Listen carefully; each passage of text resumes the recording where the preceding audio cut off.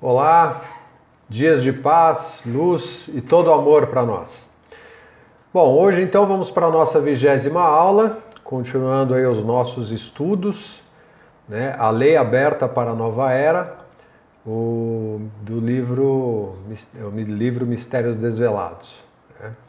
Então, continuamos no capítulo 2, ainda falando sobre aquele império, né, que foi apresentado na aula anterior, que ficava, na verdade, no deserto do Saara.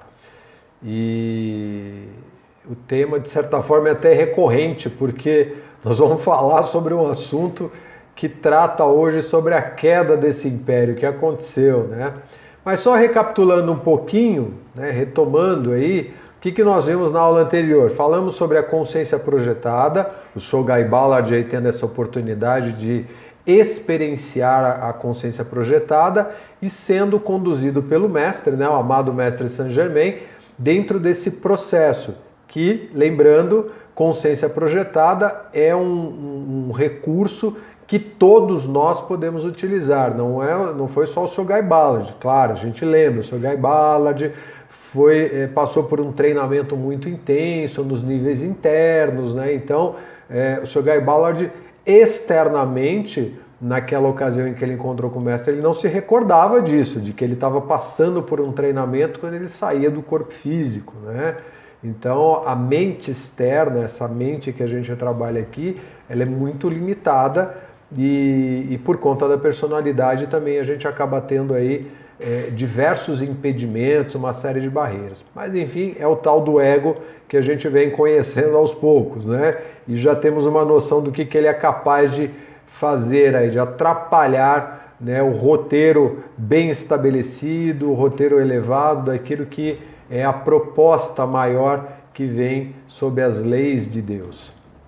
Então, nós vimos a consciência projetada, também falamos sobre, né, a orientação, a direção que o amado mestre deu sobre a América. Então, a América, né, ela no futuro realmente vai se tornar uma terra de muita luz e de referência para o mundo inteiro, né? Não só como nós vemos hoje, que a América é uma potência comercial, uma potência financeira e essa potência acaba se estabelecendo no planeta, controlando muito dos mercados, não vai ser absolutamente mais nada disso lá na frente. Então, quem quiser, né, verá, aguarde aí para ver.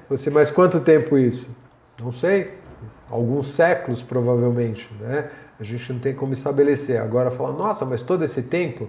E o que são séculos diante daquilo que é a eternidade do universo?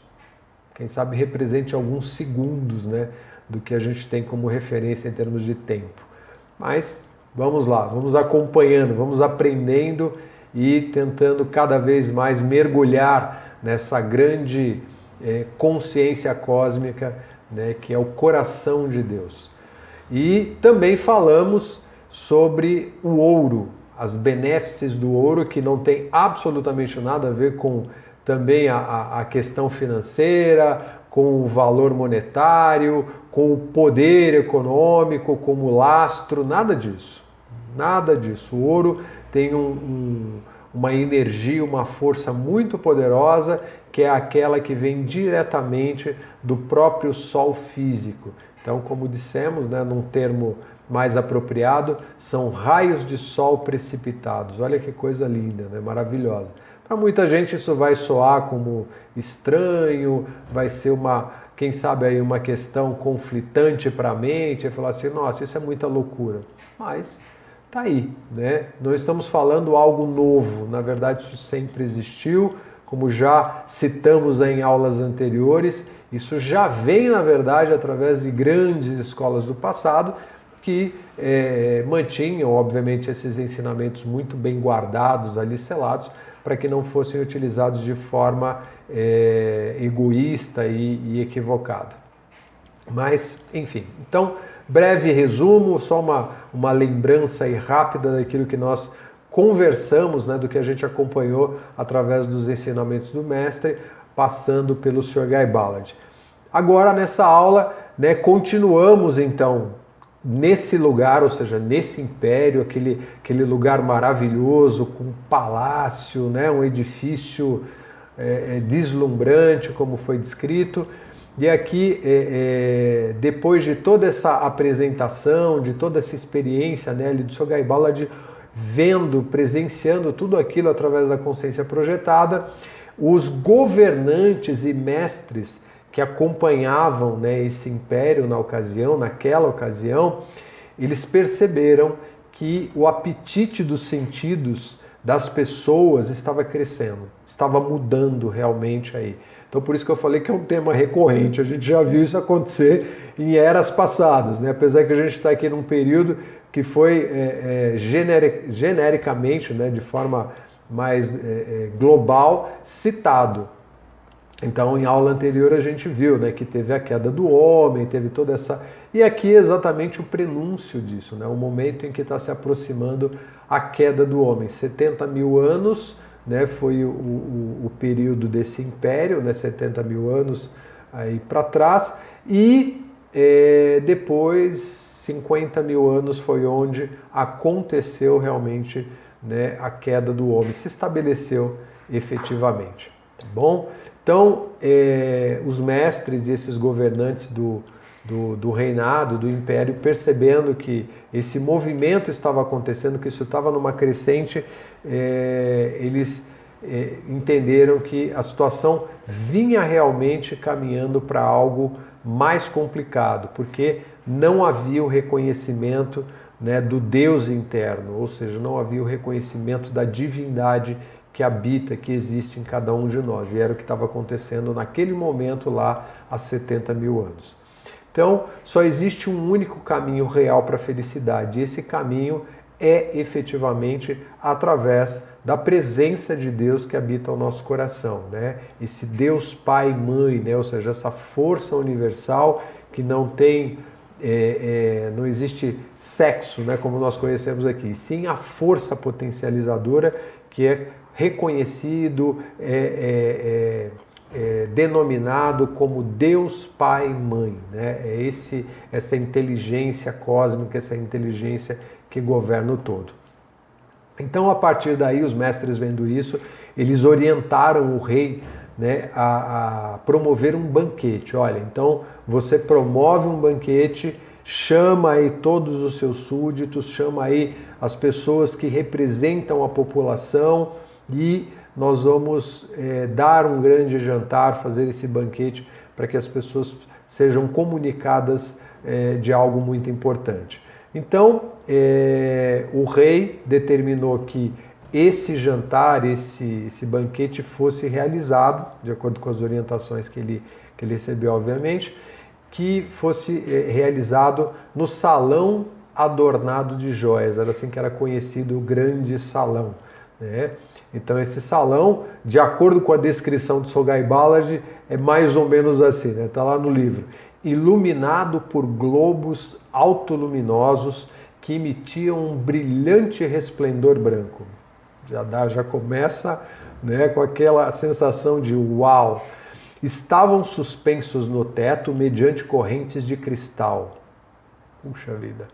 Embora a luz interna fosse intensa e brilhante, então era bem forte, bem intensa, muito luminosa, né, essa expansão da luz ali no lugar, no salão, tinha um efeito incrivelmente relaxante para o corpo.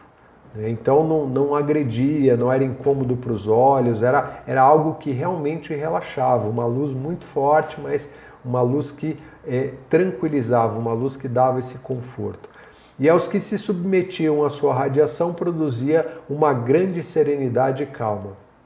Interessante, né? Essa força ali presente dentro desse movimento, o que é a luz na sua naturalidade.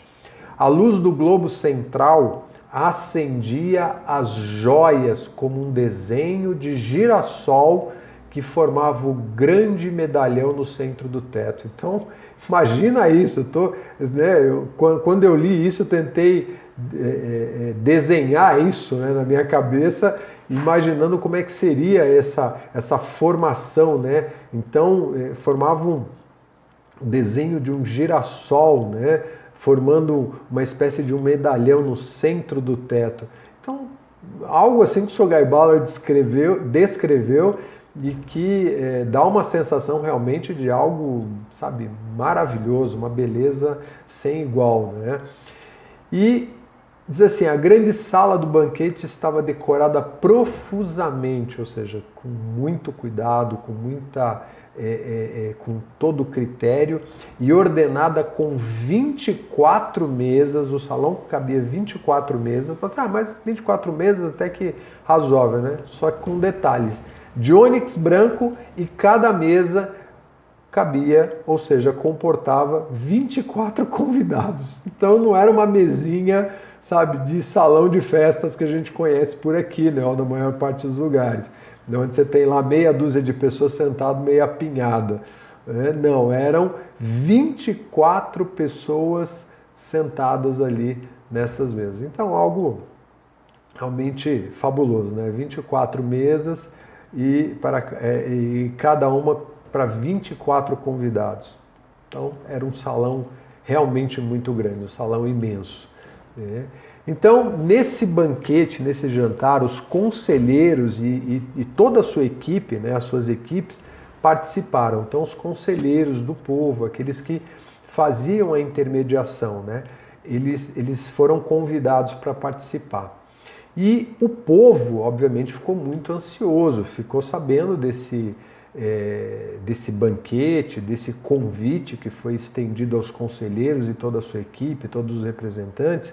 Então eles ficaram ali ansiosos para saber, né, o que estava acontecendo, porque não era comum, não era usual ter um evento como esse. Então algo importante iria acontecer ali.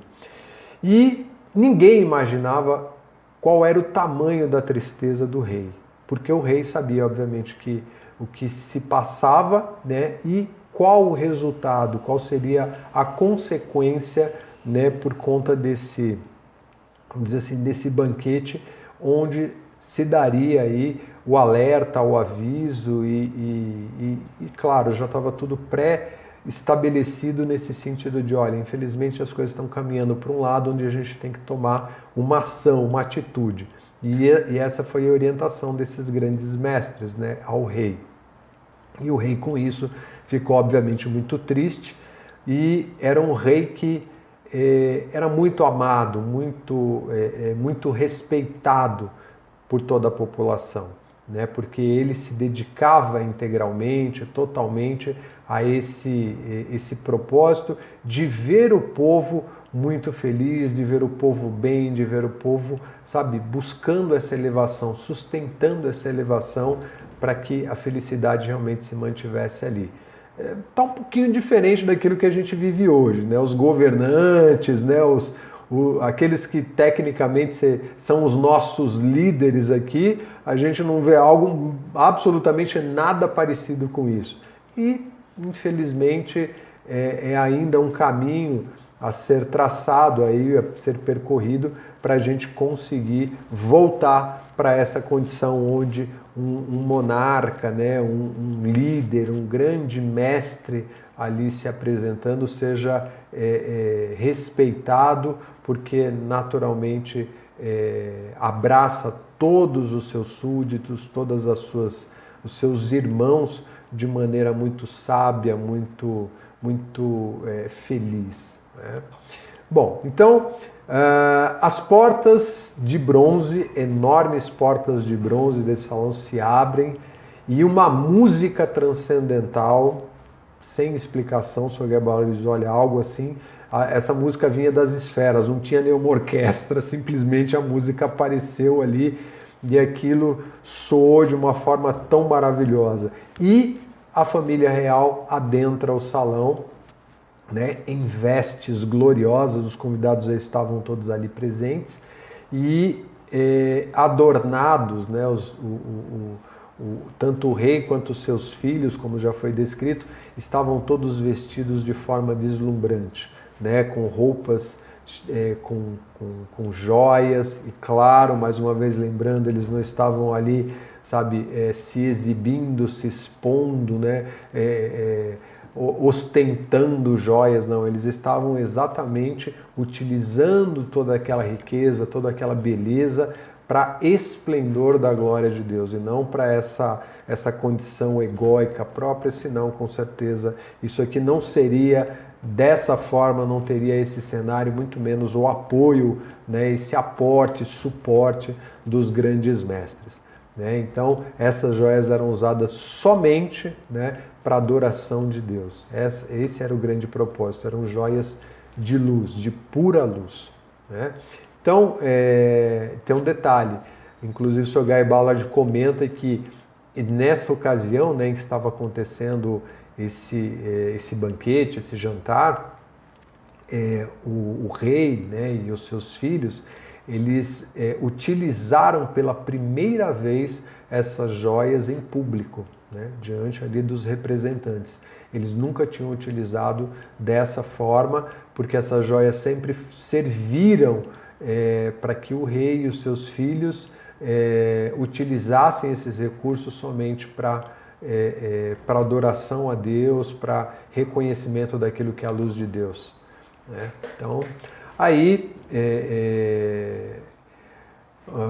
o rei, né, se coloca diante dos seus súditos e aí ele faz uma oração, né? Ele faz uma súplica ali e diz assim: meu coração pede com insistência a ti, se referindo-se, voltando para Deus, como nunca antes, para que despertes este meu povo para o perigo em que se encontra, porque ultimamente a indiferença para contigo, Deus, os tem invadido como um hálito venenoso, produzindo um sono da alma e correndo um véu ante eles que os separa de tua esplendorosa presença.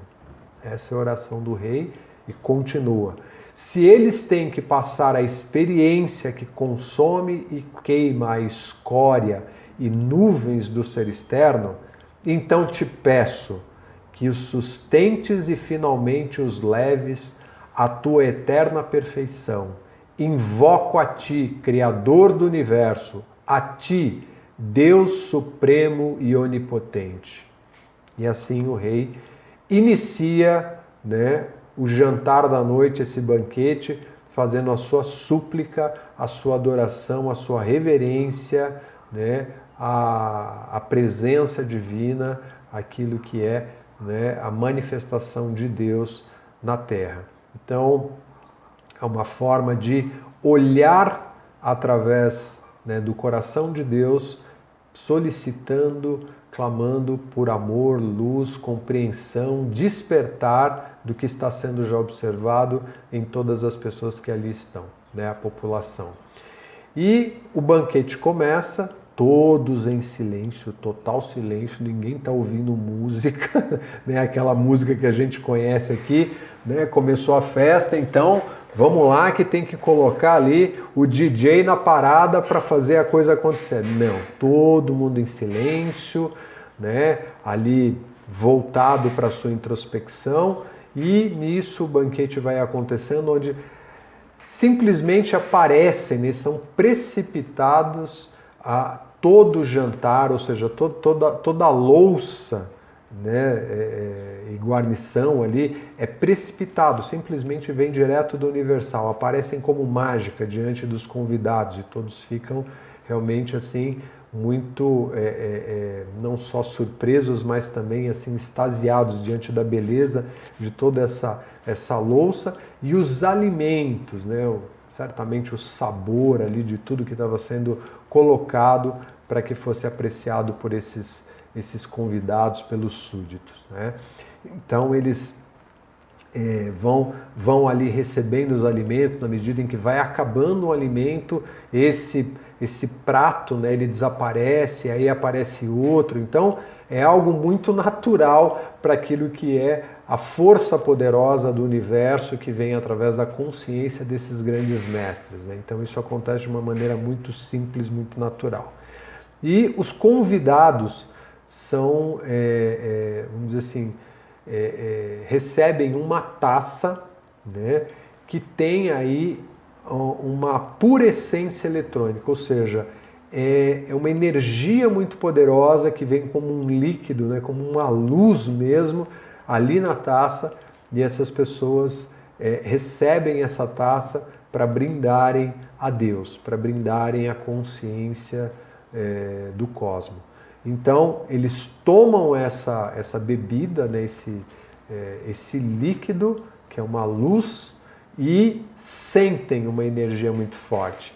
E aí é descrito isso como uma proteção que eles recebem, né? Ou seja, uma dádiva dos mestres, trazendo para eles essa essência, ou pura essência eletrônica, para que sirva como uma proteção da alma para cada um dos que estão ali e possam prosseguir o seu caminho tendo esse amparo, porque essas pessoas que foram convidadas, elas foram escolhidas justamente porque serviam ao rei e estavam muito dedicadas, destinadas e naturalmente eram pessoas fiéis que mantinham ali a sua consciência o mais elevado possível e iriam precisar de muita ajuda para aquilo que viria posteriormente. Então receberam esse conteúdo, né, esse líquido que é pura essência eletrônica.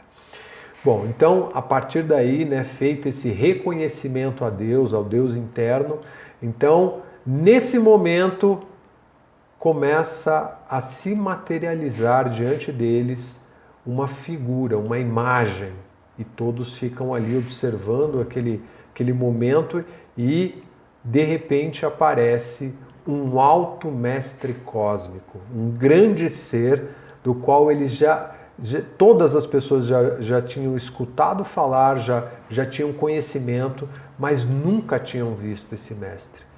É como se fosse uma lenda, provavelmente, para eles, né? Alguém que, se fala sobre um mestre, que esse mestre é um mestre de alta esfera, de muita luz, enfim, de alta envergadura, como a gente diria aqui, mas nunca tinha se visto esse mestre, e aí esse mestre é quem se apresenta. Então, esse mestre, diante desses súditos, diante dessas pessoas, ele faz então a sua declaração como uma advertência e também um agradecimento, né? E ele diz assim: despertem do engano dos sentidos que os está envolvendo. Ou seja, acordem, vocês estão simplesmente se perdendo dentro dessa condição, sabe, daquilo que é a personalidade. Estão sendo enredados numa grande trama que vai findar em algo muito complicado, muito difícil para todos. E aí ele diz assim: vocês prestam muito pouca atenção e ainda menos adoração à sua fonte suprema, magna, esplendorosa, majestosa e infinita causa de tudo o que existe, o Criador e sustentador de todos os mundos. Então, olha só, a atenção está sendo tirada, e aí esse mestre está alertando, daquilo que é a causa primária, a fonte de toda a vida, e que sustenta todos os mundos, sustenta todo o universo. Vocês não dão nenhuma gratidão à grande presença gloriosa, o Senhor do amor, a própria vida pela qual vocês existem. Vocês não estão valorizando aquilo que é a vida. Vocês estão se distanciando e afastando dela. Curiosamente, parece que tem uma certa semelhança com algo que a gente vive no nosso meio, né? Aqui na humanidade, nesses tempos, né? Parece que tem uma certa semelhança aqui. A gente não tem muita gratidão em relação à vida e principalmente reverência em relação a Deus. Diferente, né? Vamos destacar, diferente daquela história lá do temor que a gente falou, né? Ah, vou temer a Deus, porque como lamentavelmente é ensinado, orientado na maior parte das religiões, dos dogmas, né? Não precisa temer a Deus, e sim glorificá-lo, reverenciá-lo. E as pessoas dizem: não, mas a gente faz isso sim. Então, será que realmente faz? Ou será que existe aí uma dose de personalidade, né, misturando muitas coisas, distorcendo, né, esse amor que é tão elevado? Mas tá bom, cada um pensa e analisa da forma como entende melhor, né? E assim continua o mestre. Ó, por que vocês não agradecem sequer as bênçãos que a natureza derrama tão prodigamente para tornar possível a abundância que vocês recebem através desta bela terra e deste sábio e altruísta governante? Ou seja, não há reconhecimento, esse reconhecimento está acabando, as pessoas simplesmente estão esquecendo de olhar para Deus e principalmente para aqueles, né, que são parte integrante da sustentação da vida, que é a própria natureza, e no caso aqui, esse governante, né, que o mestre está se referindo, esse alto mestre, falando sobre o rei. Ele está com todo o amor, todo o cuidado em relação a vocês e vocês não estão reconhecendo isso. Não reconhecendo de que forma? Estão maltratando o rei? Não, simplesmente estão voltando a atenção para as coisas provisórias, para as coisas dos sentidos e deixando de lado aquilo que é a vida real, o mais importante, né? A vida eterna propriamente dita. Vocês se agradecem mutuamente, olha só, hein, por favores recebidos, as coisas dos sentidos, aquilo que dá prazer para a gente, e da matéria que são tão efêmeras, ou seja, aquilo que não tem valor nenhum é o que a gente dá mais crédito, dá mais atenção. E aqui é onde ele está falando. Vocês fazem isso entre si, entre vocês. O povo simplesmente faz essas trocas, essas benéfices de personalidade um com o outro, egoisticamente, e estão esquecendo realmente de olhar para aquilo que é eterno, que é importante. Estão dando importância para coisas que são totalmente provisórias. Então, que passam de um ao outro e logo desaparecem. Tá aí. Então, realmente não vai ter muita durabilidade, né? São coisas que passam muito rápido. Deus é o único propósito e o único doador da vida. O mestre alerta sobre isso. Prestem atenção, foquem atenção naquilo que é a verdadeira essência da vida. Ou seja, Deus, essa essência. Hoje, infelizmente, né, trazendo já aqui para os nossos tempos, fazendo esse paralelo, infelizmente a gente está muito distante de Deus. E não adianta mais uma vez falar, não, mas eu estou na religião tal, Ok, se você conseguir encontrar aí Deus e está sendo realmente sincero dentro disso, então significa que você não tem preconceito, significa que você não tem inveja, significa que você não tem absolutamente nenhuma dessas alterações que o mestre está citando aqui, né, interesses materiais, né, egoístas. Então é bom consultar internamente para ver se a gente realmente está realmente aí adorando a Deus, está dando reconhecimento para aquele que é o doador da vida, né? O que Deus nos dá, né? O que será que nós recebemos de Deus? Absolutamente tudo. Essa é a questão. Nós recebemos tudo, absolutamente tudo aquilo que a gente necessita para viver em paz, para viver com sabedoria, para encontrar e efetivar, realizar a nossa libertação, né? Isso é Deus dentro da sua grandiosidade, dentro do seu movimento. E o mestre pergunta, o que damos a Deus? Né? O que vocês dão a Deus? O que é que vocês realmente retornam para Deus? Então não há esse reconhecimento em relação a Deus.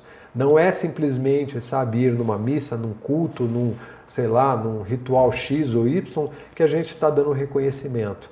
Esse reconhecimento ele acontece todos os dias, a todos os momentos, em tudo aquilo que a gente faz, principalmente diante daqueles com quem nós convivemos. Então, são muitas coisas interessantes para serem pensadas e que, claro, o ego pode se conflitar com isso, com essas palavras que eu estou colocando aqui e dizer, não, isso é uma tremenda bobagem. Mas lá no fundo existe sim uma grande realidade por trás aí e é interessante, quando a gente volta a atenção para refletir sobre isso, a gente vai encontrar onde estão as mazelas da personalidade. Então, o que estamos efetivamente dando a Deus, né? E o que nós recebemos? Vamos pensar a respeito.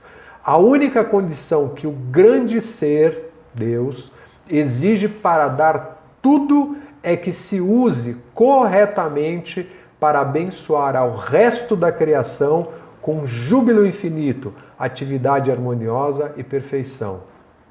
Trocando isso aqui em palavras bem simples, a única coisa que Deus deseja de nós é que nós abençoemos toda a vida, toda a criação.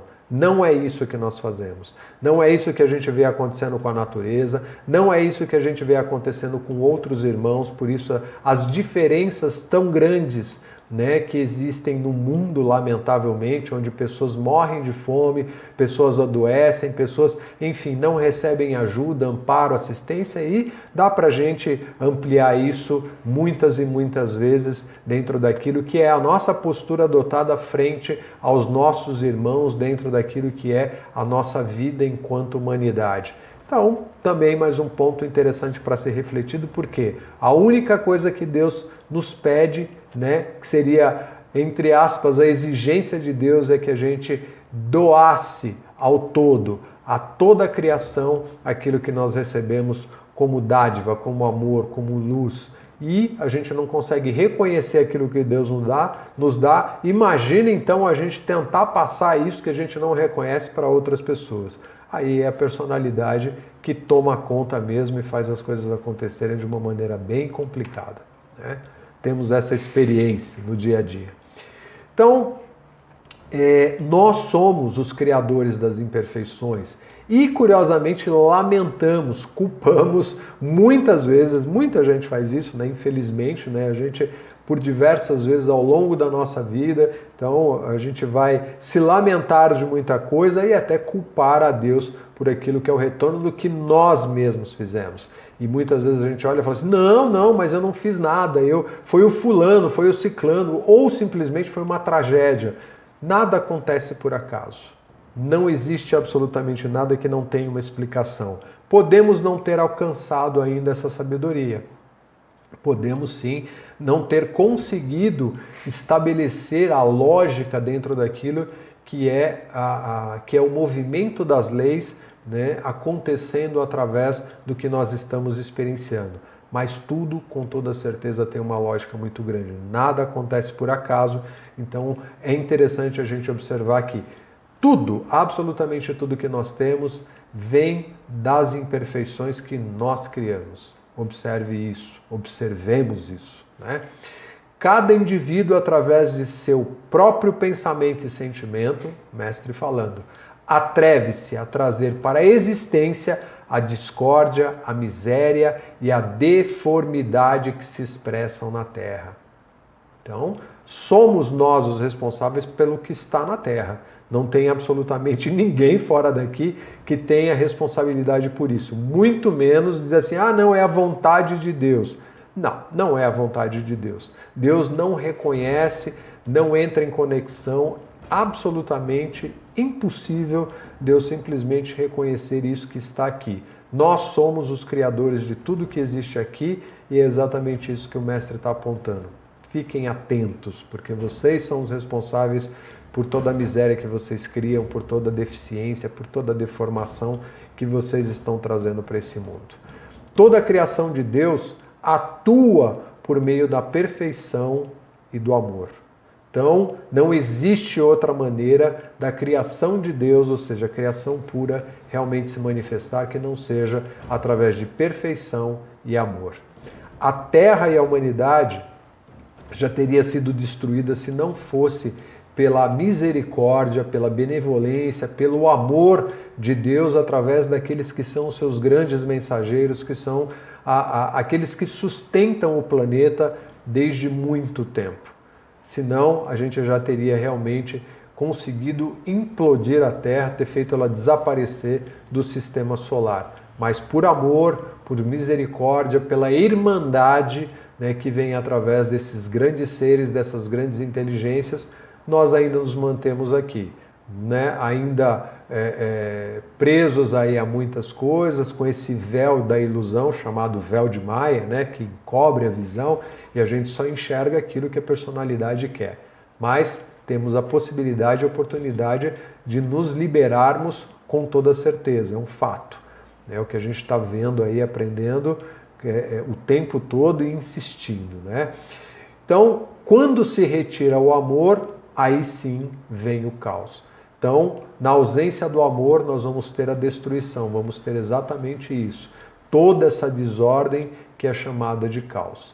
Então ele diz assim, vocês trazem sobre si mesmos a desgraça que os impulsiona a encarnar uma e outra vez na ignorância dos sentidos, dos apetites humanos e os desejos do ser externo. Então nós estamos tão ligados em todo esse apetite, toda essa disposição das sensações, né, daquilo que são os nossos prazeres, que a gente fica indo e vindo, ou seja, a gente fica preso a essa roda, né, a chamada roda de Sansara aí, né, que se encontra como termo indicado nas filosofias orientais, falando sobre esse movimento de vai e vem, onde a gente está preso. Por quê? Porque a gente não consegue sair da relação dos sentidos e é sempre buscando o prazer. Que prazer? Um prazer que na verdade é provisório, aquele que tem hoje, amanhã não tem, e eu tenho que fazer mais alguma coisa para trazer de novo algum tipo de prazer, algum tipo de satisfação. Ou seja, acaba e a gente fica preso nisso. A gente é que traz esse destino para nós mesmos. E ele fala sobre a lei do amor. Os apetites sensoriais de vidas anteriores se convertem na força motriz e hábitos de vidas posteriores, mantendo-te na qualidade de escravo, atado à roda da discórdia, da carestia e da necessidade, e lançando-te através de um labirinto de problemas e experiências humanas de tua própria criação, obrigando-te a aprender e a obedecer à lei do uno, ou seja, a lei do amor. Então aqui é exatamente toda essa direção que o mestre dá, falando sobre o que nós produzimos através desse movimento de uma encarnação para outra. A gente simplesmente vai ficando preso a esses apetites sensoriais e esse movimento acontece de uma encarnação para outra, fazendo com que a gente se mantenha escravo de tudo isso. Por isso, a ideia de libertação, né, que tanto se fala, ou seja, libertar-se do quê? Libertar-se dessas ilusões, libertar-se desses padrões autocriados e que infelizmente continuam nos acompanhando encarnação após encarnação. Então, é preciso realmente obediência à lei do amor. É a única forma da gente conseguir se libertar, de conseguir se desvencilhar de todos esses grilhões. E ele diz assim: esta obediência começa como uma paz serena e amabilidade nos sentimentos, cujo centro está no coração. É interessante chamar a atenção aqui, porque a gente vê em várias filosofias apontando que o centro-coração, ou seja, o nosso centro de energia cardíaco, né, como é conhecido como o chakra, né, do coração aqui, tá?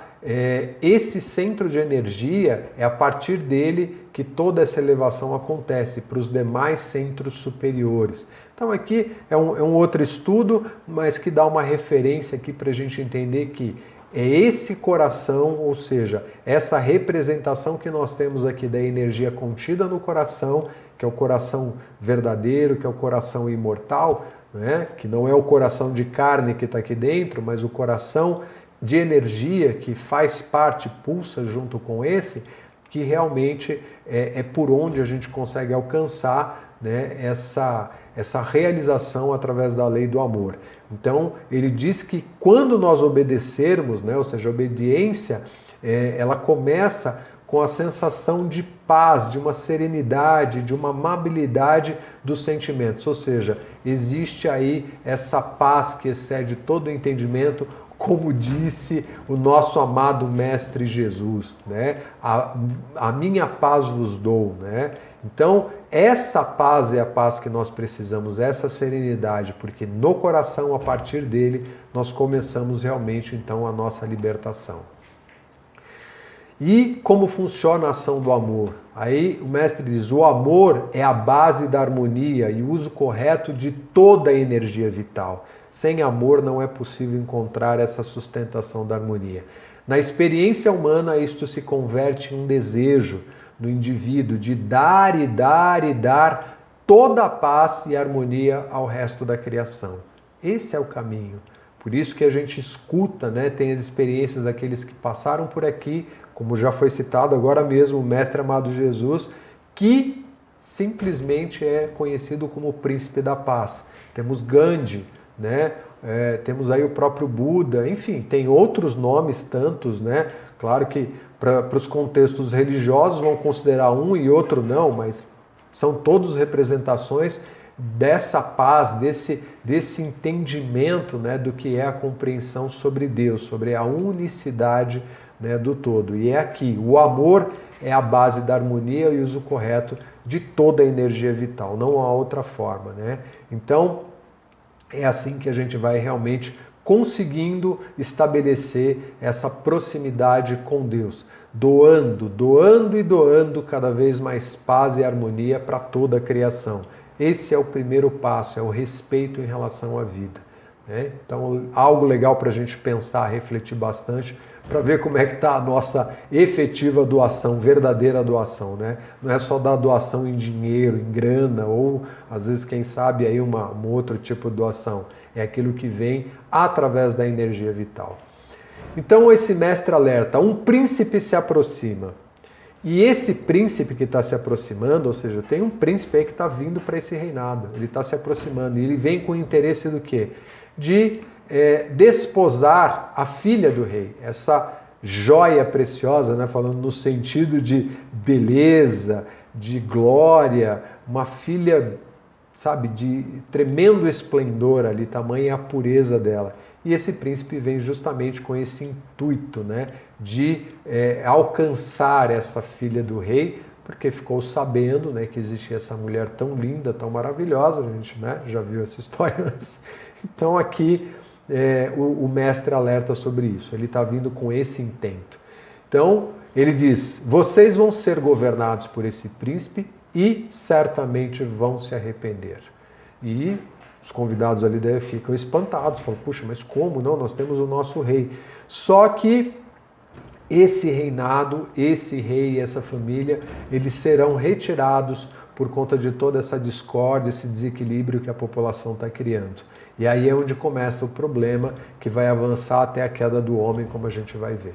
Tá? Então, aqui a família real ela vai ser retirada e vai ser levada, vai ser ascendida, né, para a cidade dourada etérica, que é uma cidade que fica em cima desse reinado.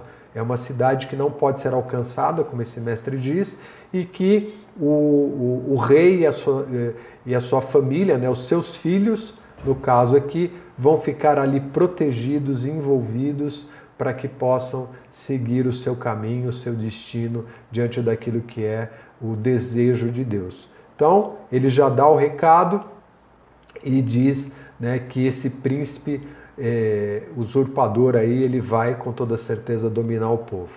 Então, a partir daí, esse grande mestre, ele dá o recado, deixa ali as orientações e se despede de todos. E, enfim, dessa forma, termina esse jantar, vamos dizer assim, esse encontro, né, esse banquete, e as pessoas ficam ali admiradas, surpresas e, claro, apreensivas em relação ao que iria acontecer. Mas esse príncipe realmente chega e domina todo o povo. Depois de 2000 anos, esse império se converte no que a gente conhece hoje como o deserto do Saara, né? A vegetação simplesmente se extingue, tudo vira uma desertificação. E fica essa situação que é o que a gente conhece hoje. Esse reino, ele compreendia, ele se estendia uma boa parte, toda a extensão da África, melhor dizendo, todo o largo da África e até os montes Himalaia. Puxa vida, pensar aqui, essa extensão é meio complicado, né? Até mesmo se a gente colocar o número que está aí na extensão do deserto do Saara, que dá mais de 9 milhões de quilômetros quadrados. Então é uma extensão enorme, muito grande. Esse era o reinado daquela época, do Império dos 70 mil anos. Então, 2000 anos depois, fala, nossa, mas 2000 anos? Pois é, como a gente diz, 2000 anos para o universo, o que é? Não sei, quem sabe uma semana, alguns dias, comparado à sensação que a gente tem, pode ser que seja isso. Mas foi o que aconteceu com esse reinado. Simplesmente o povo, depois disso, foi se perdendo e tudo se transformou, tudo se perdeu, na verdade, né, nesse grande deserto. Aí vieram os tais cataclismos que inundaram a Terra, que a gente já viu na aula anterior, e isso foi gerando aí uma série de problemas, né, nessas alterações climáticas e tudo mais. Então, infelizmente, esse reinado desapareceu e claro, não sobrou absolutamente nenhum vestígio, né? O Sr. Guy Ballard, ele fica ali depois dessa experiência completamente, sabe, absorto, ele fica numa introspecção tremenda e com uma sensação de que viveu uma experiência sem igual, porque ele viu tudo aquilo através da consciência projetada, como realmente estivesse lá em corpo físico e vendo tudo acontecer, sem ter saído do lugar, né? Vamos dizer assim, estava ali só projetando a consciência dele e teve a experiência na pele, como carne e osso, como a gente poderia dizer agora, né? Então, foi uma experiência realmente muito, que deixou o Sr. Guy Ballard muito impressionado. E só de falar aqui, certamente para a gente também já dá uma sensação de uau, né? Como será que foi isso? Algo grandioso, maravilhoso. Como tudo o Sr. Guy Ballard tem vivido até aqui. E o mestre diz para o Sr. Guy Ballard, além disso, eu vou te apresentar posteriormente as provas físicas desses registros do Império do Deserto do Saara, para que você realmente não tenha dúvida, ou seja, para que você não acredite, a sua mente acredite que tudo isso foi induzido pelo meu poder, pela minha intervenção, né? Então, aqui uma experiência maravilhosa, mais uma parte dessa grandiosa experiência do Sr. Guy Ballard. A gente finaliza aqui, vamos para a próxima aula. Gratidão pela atenção e até a próxima. Todo amor e luz, bênçãos!